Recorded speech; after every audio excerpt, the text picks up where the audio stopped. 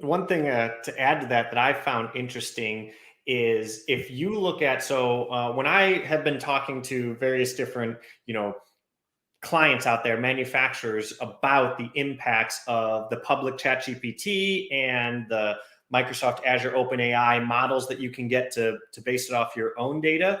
When it's explained to customers and then assign some homework to them, things like, hey, ask every one of your top leads for all the different functions. If you could ask 3 questions to a chat GPT, what would they be? And to come back and see what they come back with. I've had every single company come back with totally different answers. Oftentimes where I come back and go, I never thought about that. That's genius. And if you think about that, every single customer that you're dealing with, that shows the power of the creativity. The other side I think is interesting is there are integrators out there that do the chat GPT models through, typically, at least right now, it's just the Azure OpenAI available ones for your own data that you can have.